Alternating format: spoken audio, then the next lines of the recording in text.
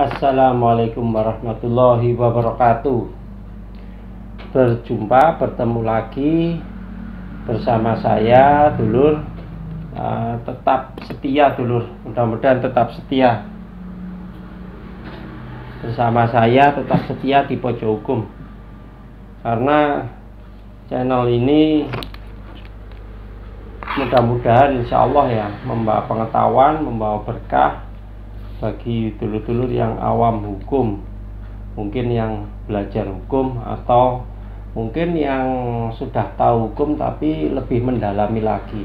Ya, semuanya itu sama-sama belajar, dulur. Saya juga ada kekurangannya, mungkin ya mohon dimaklumi, tapi saya akan terus selalu berusaha dan belajar dan berdoa agar informasi yang saya sampaikan ke dulur-dulur semua ini bisa membawa berkah, membawa barokah, dan tidak disewenang-wenangan oleh hukum itu sendiri, atau tidak dimanfaatkan oleh hukum itu sendiri. Memang karena hukum ini kan aturan yang dibuat oleh orang ya. Aturan yang dibuat oleh orang, beda dengan hukum Allah, hukum Sang Kholik, hukum Tuhan. Itu beda lagi. Kalau kita ini kan aturan yang dibuat oleh masyarakat, oleh orang, dan dipakai suatu acuan. Apabila dilanggar akan diberikan sanksi berupa denda maupun hukuman. Kan itu kan. Tidak panjang lebar, dulur. Sini untuk episode kali ini, dulur, saya akan membahas mengenai tetap pidana, dulur. Tetap aturan pidana, terutama di dalam Kitab Undang-Undang Hukum Acara Pidana. Jadi mulai penangkapan, mulai penggeledahan, penahanan, sampai proses penuntutan dan lain sebagainya. Itu isi daripada KUHP, Kitab Undang-Undang Hukum Acara Pidana. Mungkin yang sekolah hukum tahu seperti itu. Jadi judul untuk episode sekarang ini singkat, dulu. Dasar bagi polisi melakukan penyidikan. Nah, dasar bagi polisi melakukan penyidikan, kan nggak ada salahnya, dulu tahu ya toh? Tidak hanya pihak aparatur kepolisian saja, instansi kepolisian saja yang tahu, tapi kan juga dulu juga tidak awam hukum. Untuk itu saya akan bahas setelah dulur tidak henti-hentinya like, subscribe. Jangan lupa juga pencet tombol lonceng, dulu, agar dulur tidak ketinggalan news hukum dari saya. Jadi informasi hukum yang terbaru, breaking news baru dari saya.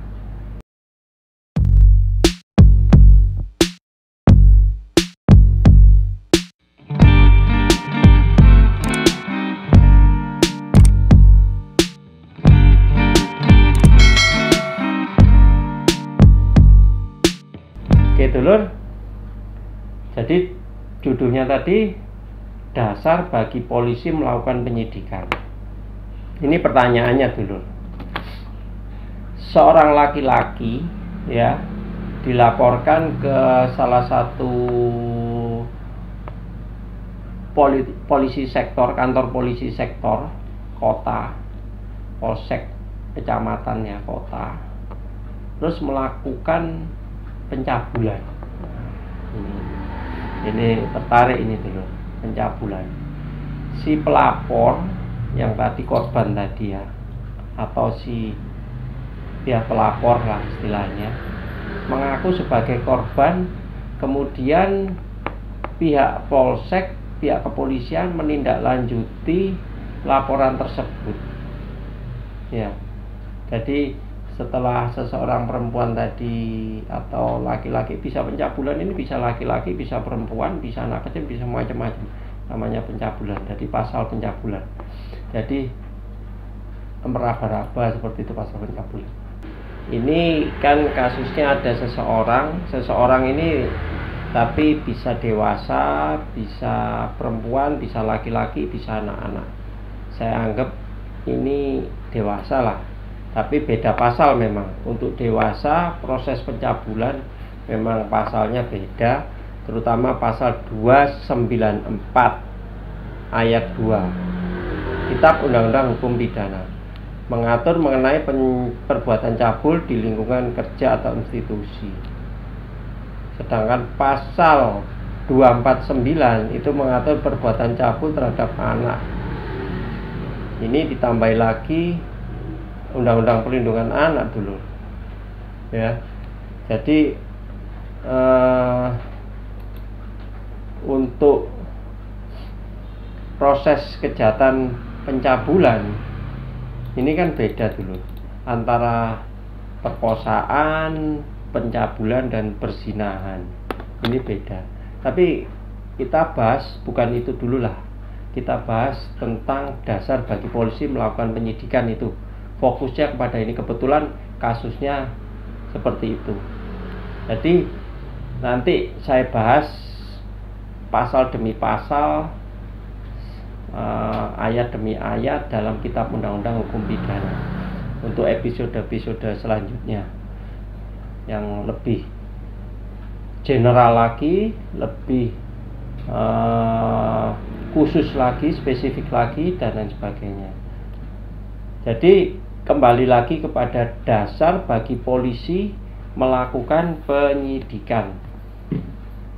Jadi tugas wewenang dari penyelidik atau penyidik ya, salah satunya adalah menerima laporan kan, karena kan moto daripada pihak kepolisian kan menerima mengayomi, melindungi masyarakat, seperti itu kan, melindungi, mengayomi masyarakat, seperti itu. Jadi menerima laporan atau pengaduan. Nah, ini beda antara laporan dengan pengaduan. Nanti saya sebutkan lagi apa bedanya laporan sama pengaduan dari seseorang tentang adanya tindak pidana sesuai pasal 5 Kitab Undang-Undang Hukum Acara Pidana. Jadi penyelidik ini dalam hal ini adalah polisi ya, sesuai dengan ketentuan pasal 1 KUHP, terutama angka 4 ya. Atas laporan pengaduan tersebut mencari dan menemukan suatu peristiwa yang diduga sebagai tindak pidana. Ya toh? Jadi tugas daripada kepolisian ini menemukan suatu peristiwa. Jadi dia melakukan penyidikan, meminta keterangan, saksi dan alat bukti semacam-macam. Guna apa? Guna mengumpulkan alat bukti tadi dan guna menyimpulkan bahwa ini memenuhi unsur, kan seperti itu. Terutama apapun yang masuk berupa laporan maupun pengaduan di masyarakat. Ya. Untuk guna menentukan dapat atau tidaknya dilakukan penyidikan, maka berdasarkan pasal 1 angka 2 KUHP, penyidik polisi mencari serta mengumpulkan bukti yang dengan bukti tersebut membuat terang benderang suatu tindak pidana. Otomatis kan. Karena apa? Karena dengan adanya dilakukan penyidikan, keterangan saksi dan sebagainya, dan alat bukti, mengumpulkan alat bukti dan lain sebagainya, itu akhirnya unsur-unsur itu terpenuhi. Kalau unsur-unsur terpenuhi, maka yang dimaksud dengan pidana itu menjadi terang benderang, menjadi terpenuhi tindak pidana itu. Karena apa? Dengan adanya terang benderang tadi, dengan adanya terpenuhi unsur-unsur pidana tadi, maka dengan demikian pihak tersangka atau terlapor itu bisa patut diduga telah melakukan tindak pidana itu, kan gitu. Jadi diterima pengaduan, terima laporan atau laporan, setelah itu dikumpulkan alat bukti, melakukan penyidikan dan lain sebagainya. Setelah itu digelar, setelah itu baru diminta keterangan-keterangan saksi-saksi pihak terlapor, pihak pelapor, seperti itu baru disimpulkan bahwa si terlapor sudah dijadikan tersangka, dia dinaikkan menjadi tersangka. Guna apa? Guna mengetahui terang benderang mengenai tindak pidana itu. Tindak pidana itu memenuhi unsur-unsur itu. Jadi dasar bagi polisi melakukan penyidikan itu tugasnya seperti itu, tujuannya seperti itu, ya toh? Seperti itu. Karena dalam hukum sudah diatur dalam KUHP, terutama pasal 1 dan pasal 4 Peraturan Kepala Kepolisian Republik Indonesia nomor 4 tahun 2002 tentang manajemen penyidikan tindak pidana Perkap 14 tahun 2012.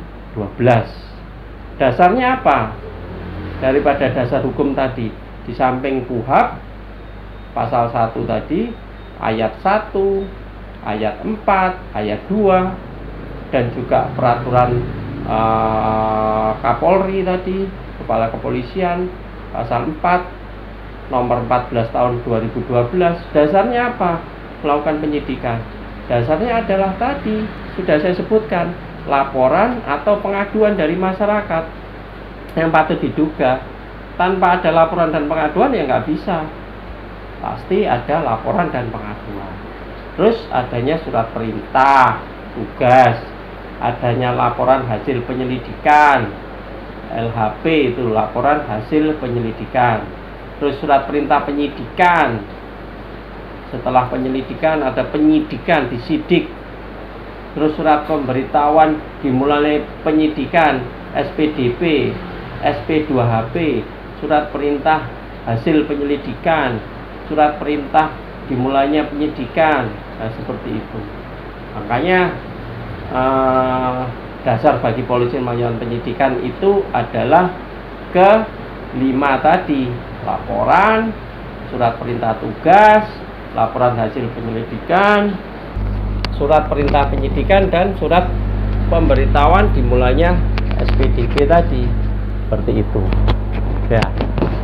Jadi pihak kepolisian tidak serta-merta melakukan penangkapan, menjadikan pihak tersangka, seseorang menjadi tersangka tanpa ada proses-proses seperti itu.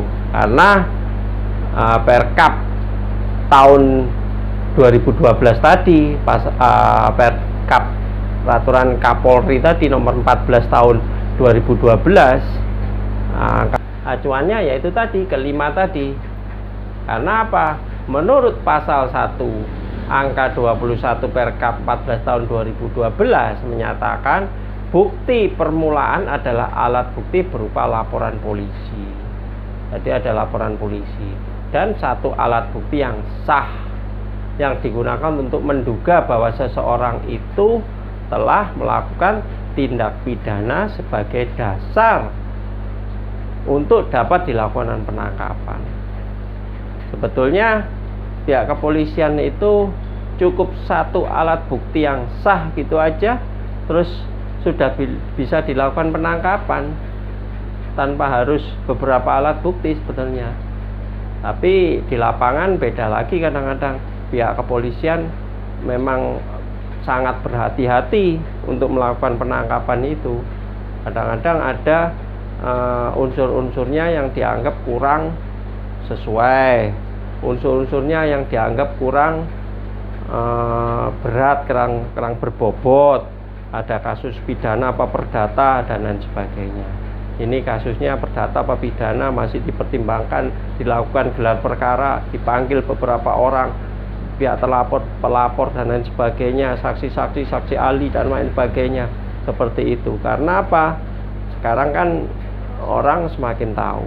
Apabila salah sedikit melakukan penangkapan atau melakukan penyidikan, maka ada dasar hukum untuk melakukan pihak yang merasa dirugikan melakukan tindak permohonan atau gugatan pra peradilan di pengadilan. Itu yang diantisipasi dari pihak kepolisian. Kalau memang benar-benar tidak memenuhi unsur-unsur yang sebagaimana dituduhkan atau sebagaimana diaturkan di dalam normatifnya dalam undang-undang atau dalam kitab undang-undang hukum acara pidana.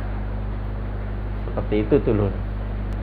Dan yang kedua, terutama pasal KUHP, kitab undang-undang hukum acara pidana 184 yang pernah saya sampaikan, yang menjabarkan tentang alat bukti dulu. Alat bukti yang sah itu apa aja dalam pidana? Yang utama adalah keterangan saksi, terus keterangan ahli, adanya surat, adanya petunjuk, keterangan terdakwa. Nah, itu penting. Karena apa? Dari keterangan saksi itu menguatkan, oh ini ada saksi korban, ada saksi pihak terlapor, memang pihak terlapor jadikan saksi duluan kan, seperti itu. Nah, itu penting sekali keterangan saksi. Karena apa? Keterangan saksi dalam hal pidana itu adalah bukti yang kuat, bukti yang cukup kuat. Beda dengan perdata. Kalau perdata kan surat dulu, ya, di surat.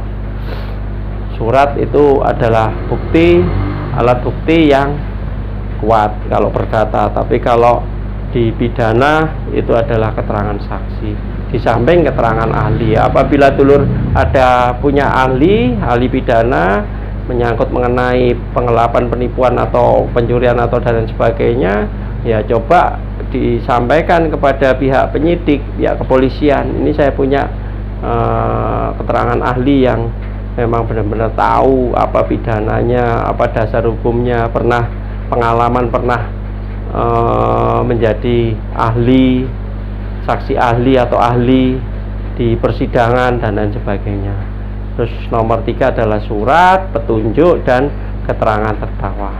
Atas pengertian tersebut dapat diketahui bahwa polisi dengan adanya laporan, pengaduan, dan keterangan saksi, korban dapat menindaklanjuti laporan tersebut. Bisa ditingkatkan menjadi SPDP tadi.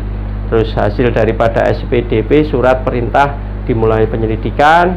Terus setelah itu baru proses SP2HP, proses hasil daripada penyelidikan.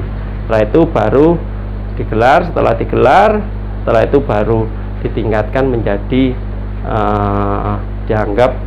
dianggap terpenuhi atau P21, termenuhi unsur-unsurnya untuk dilaporkan atau ditingkatkan menjadi proses penuntutan di kejaksaan. Oke, saya kira seperti itu singkatnya, kurang lebihnya. Mudah-mudahan ini menambah pengetahuan juga satu lagi tentang hukum pidana, terutama masyarakat awam harus darkum, tidak harus mesti sarjana hukum saja yang tahu atau praktisi hukum saja yang tahu, tapi masyarakat umum juga harus tahu. Karena apa? Karena yang seperti saya sampaikan awal bisa sebagai acuan agar tidak menjadi konsumsi hukum itu sendiri atau kesewenang-wenangan dari oknum-oknum yang tidak bertanggung jawab, atau juga menjadi pengetahuan di masyarakat. Darkum, sadar hukum. Saya kira cukup sekian. Mudah-mudahan ini barokah, menambah wawasan, menambah pengetahuan. Tetap di pojok hukum. Jangan lupa like, share, komen, dan subscribe. Salam pojok hukum.